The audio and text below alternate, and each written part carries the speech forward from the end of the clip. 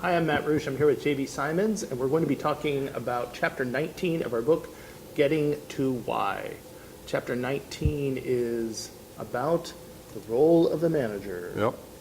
Whether that manager is a parent, a group leader of some kind, it could be someone in your church or synagogue or mosque, it could be something in your organization or company.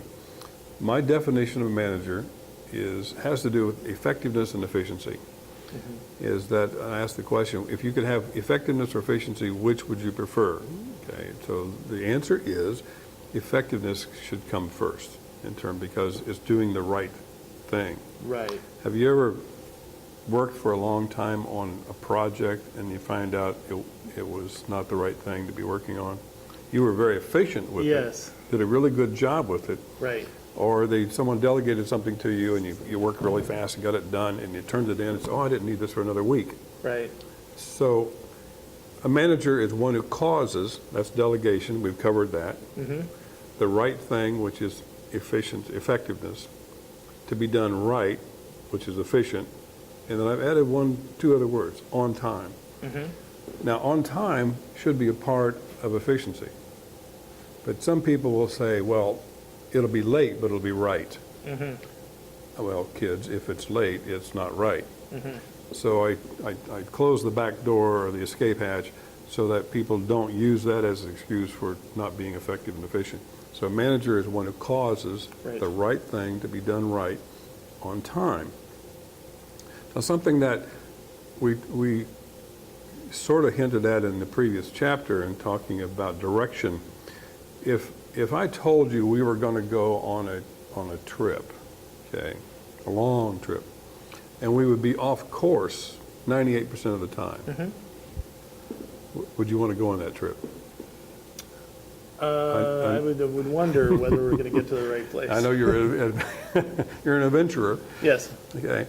Well, I got that from the first one of the Apollo missions going to the moon.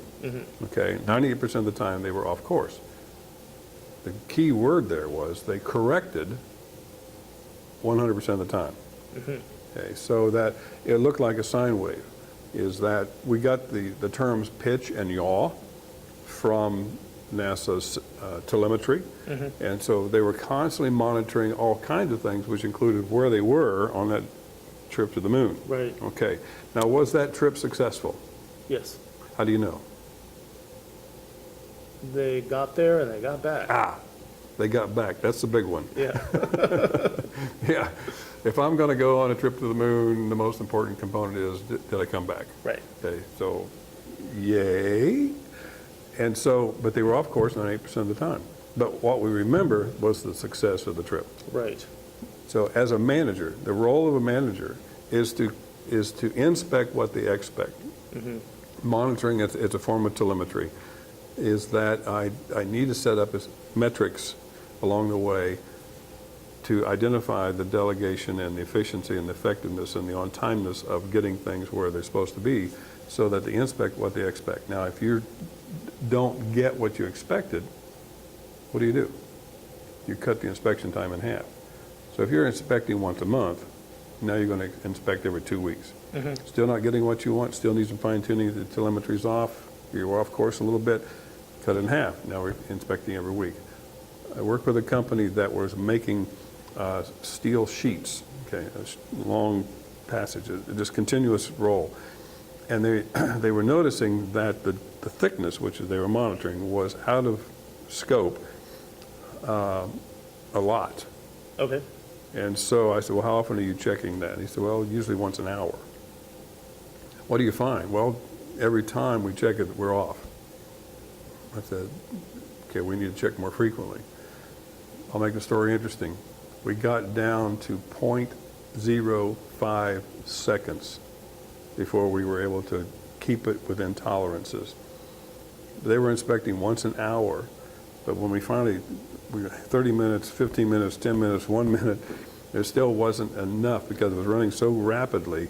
They put in electronic sensors now to monitor that, so whenever it was off of the tolerances, it slowed down or even stopped the process to get it back within tolerances.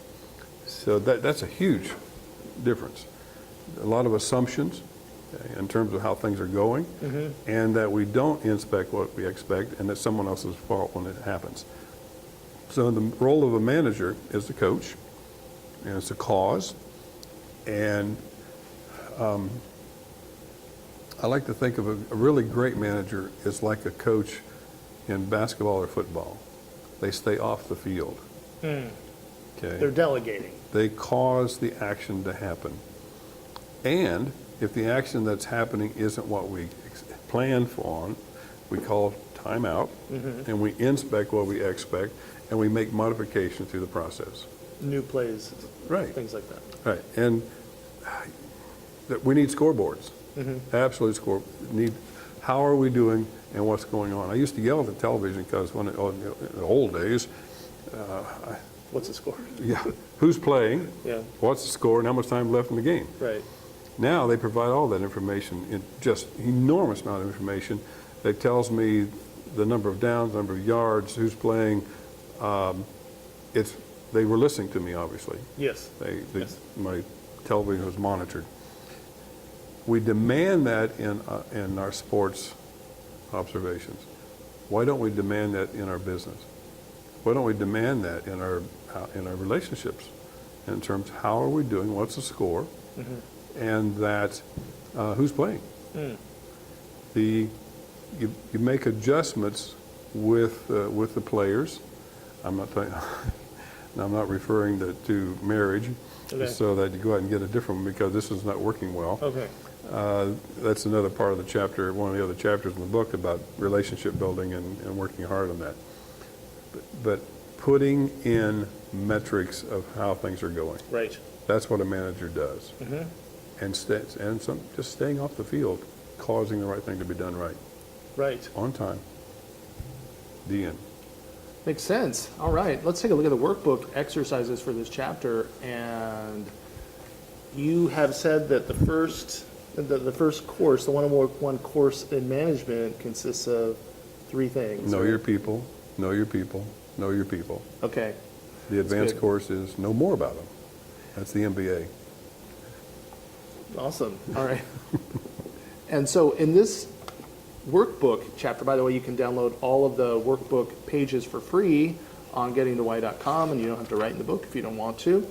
But people I should know better in the organization: person 1, what I don't know, steps for improvement; person 2, what I don't know, steps for improvement, and so on. It's really quite impossible to delegate effectively, be an effective manager, maintain the direction we were talking about in chapter 18 when you don't know what the people are doing, you don't know them. Putting a square peg in a round hole is done frequently, partly due to the fact you don't know what they do and how they do it. You don't know how much you know.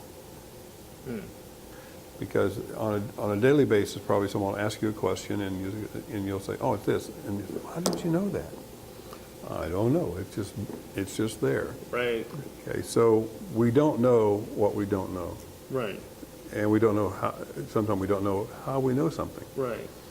Now, the people that you're talking with don't know that. They don't know either. So don't volunteer that information. Okay. I don't know, but I'll find out. That's a Right. good manager.